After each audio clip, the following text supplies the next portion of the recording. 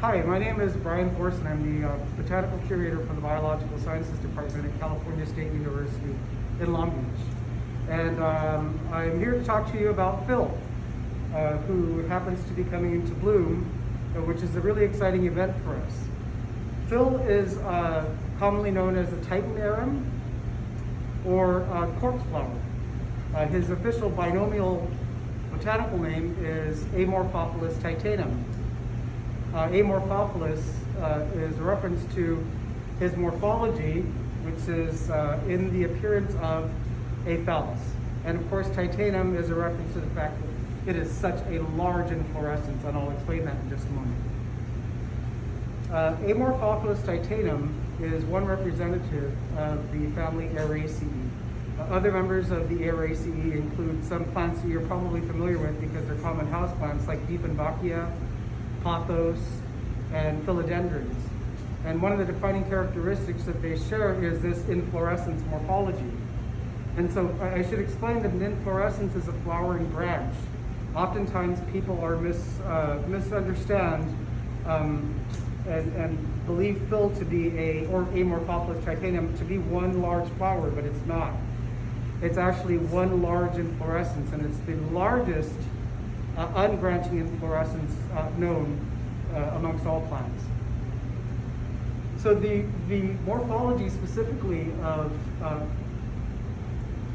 Phil is a peduncle, which is a stalk, the spathe, which appears to be one large petal, but it's actually a modified leaf, and then the spadix, which is the phallic feature that is exerted from the center.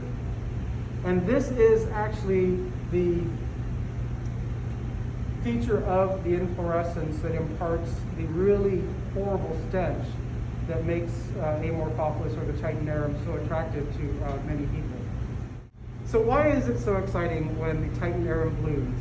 One of the reasons why it's so exciting and draws such a huge following is not only its size, but primarily or predominantly its stench.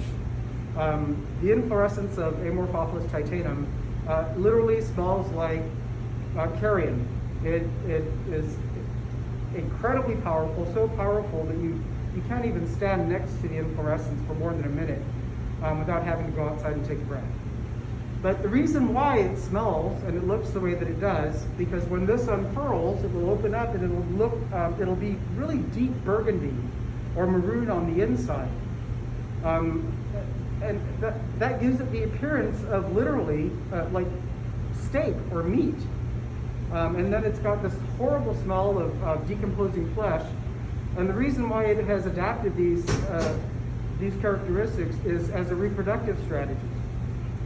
So in smelling like decomposing flesh and looking like decomposing flesh, it attracts carrion beetles and corpse flies in its native habitat in Sumatra and Borneo in Indonesia.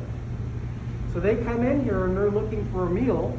They're not going to find it because they're carnivorous and there's nothing meaty about it, but it just looks and smells like meat.